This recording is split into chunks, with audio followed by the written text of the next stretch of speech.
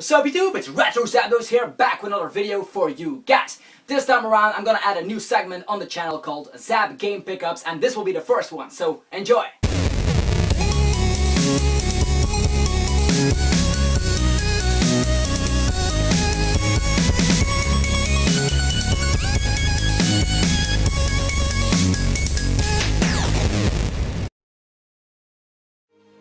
Alright, in this segment I'll be showing you all the games I gathered throughout the months.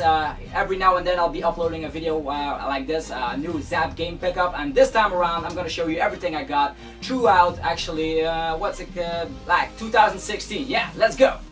To start things off, we have yellow PSP. This is actually the Simpson edition, a limited edition. I got this for 10 bucks, so I couldn't pass it up. Next up, we're gonna start with the PlayStation segment first, so let me see what I got. We have Wu-Tang Taste of Pain. This is actually a really hard copy to come by, and yeah, I got it loose for 1 buck, so I thought, why not get that? We also have Ninja Shadow of Darkness. This is actually one of my favorites when I grew up, and once I got this game back, I like, wow, I had to have it. It's really great. It has a lot of cheat codes as well. You can play as a skeleton. It's actually the same makers of Tomb Raider made this, so that's great. We also have South Park Rally. Just a racing game, card style.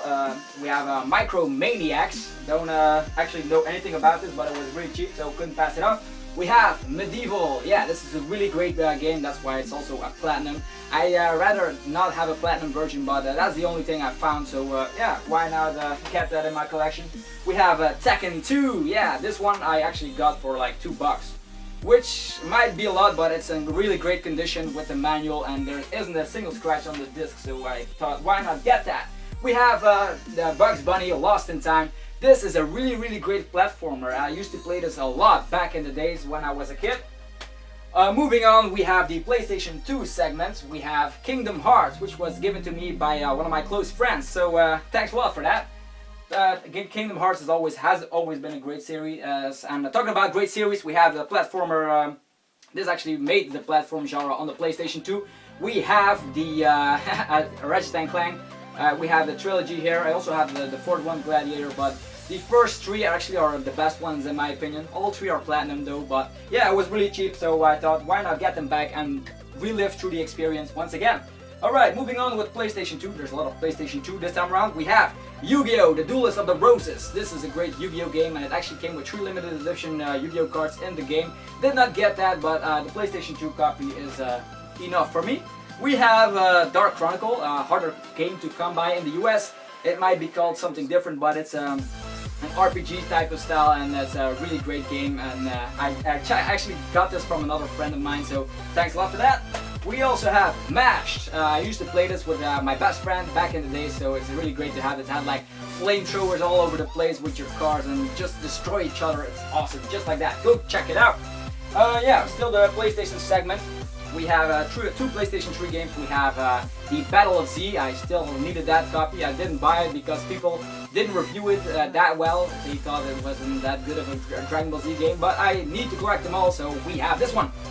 Up next, we have Heavenly Sword. This is also a great game. I actually got it for not that much. A friend of mine bought it, and I just bought it over for not that many bucks actually. Okay, we have a lot of PSP stuffs. Which I actually had a lot of PSPs, but I didn't include all of them in the collection video, or actually the pickup, the ZAP game pickup, because there's a ton of them. I actually have like 60 of them right now, so I thought I'd show the interesting ones. Loco Roco 2 has been reviewed as one of the greatest games on the PSP.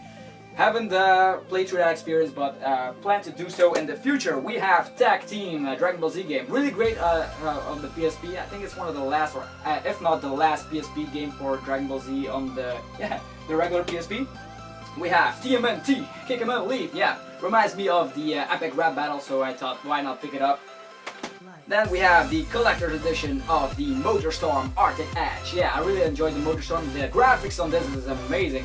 If you play this on a PSP, you should know that it took the PSP's capabilities and drove them to the maximum, because this little game looks really good. Next is Ape Academy. Used to play this when the PSP came out, and yeah, I still enjoy it today. It has like with the mini games, and yeah, a lot of humor in this game as well. Okay, now that we're done with the PlayStation stuff, let's go with the Nintendo stuff. Let's start with the less interesting stuff first, save the best for last. We have Ben 10 Alien Force Villainous Attacks, just a DS game, picked it up really cheap.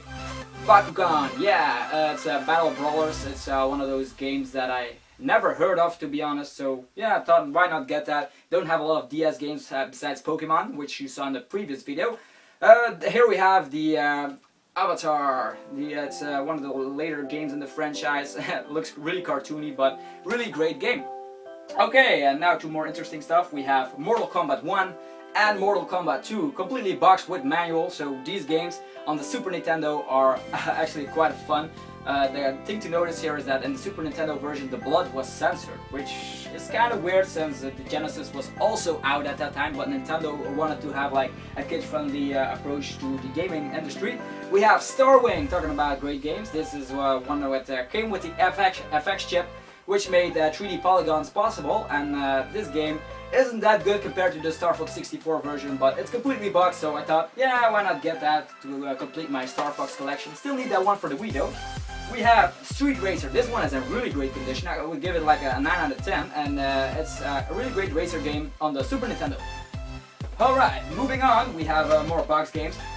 On Game Boy Advance, we advance with WarioWare Inc. This game is so hilarious. We have a couple of mini games which you have to complete time after time, and the speed actually gets driven up time after time, and it's a lot of fun when you're on the go just to play some games, not too serious, but it can be quite addicting though, so be careful. Okay, next up we have Dragon Ball Z, the Legacy of Goku, where it all started on the Game Boy Advance era with Dragon Ball Z. This game actually is really hard, and it's not rated that well, but I still needed the box version for my collection. Talking about Dragon Ball collection, we have Dragon Ball, the Advanced Adventure. You know, you're saying like, oh, I know this game, but it's a different cover. This is the European version, and it's actually really hard to come by. It's definitely in the box, so I'm really glad to have picked that up. Moving on, we still have more Dragon Ball Z games. We have Dragon Ball Z Legendary Super Warriors on the Game Boy Color. This was a really great game. You had to use cards in order to battle with also stage attacks, button mashes, and at the right time. And yeah, it's quite some fun. And it has the Boo characters, everything, just for the Game Boy Color, which is impressive on that little cartridge. Okay, next up we have the 3DS game I got from a friend. It's a Pokemon Mystery Dungeon Goes to Infinity. I didn't have that one yet, so it's great to have yeah, gotten it from a friend. Next up is Zelda Twilight Princess. I got this for a really good deal, so I'm really glad about that. It's not one of the best Zelda games out there. I do prefer Ocarina of Time or Majora's Mask. Maybe I grew up with them, I nostalgic reasons and stuff, but this is also one to collect. And finishing off, we have Xbox. I'm not a huge Xbox collector, but when it comes to collector's editions, I'm all in. We have the Devil May Cry 4. It's the collector's edition. Maybe I can just show it, why not? We just sleeve it out like that, and then we have this awesome looking Devil May Cry 4 cover.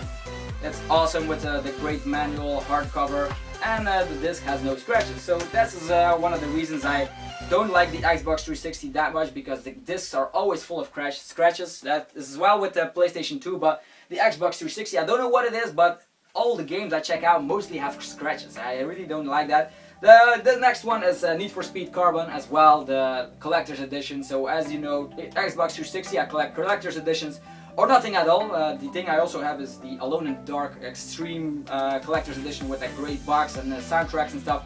But that one is up on the wall, and I didn't have the time to actually remove everything. Also, a neat thing to notice is I also have a Wii U now, so I can start collecting for that. The great games I want is actually, I also have Super Mario Maker combined with that. And the great games I want is the Star Fox, of course, then Pokken Tournament and Super Smash Brothers. Okay, that's it for the first ZAP game pickup. Let me guys know what your favorite game of this video is, and what you recently bought over the past few months. I'm always interested in hearing your version and the retro game hunting.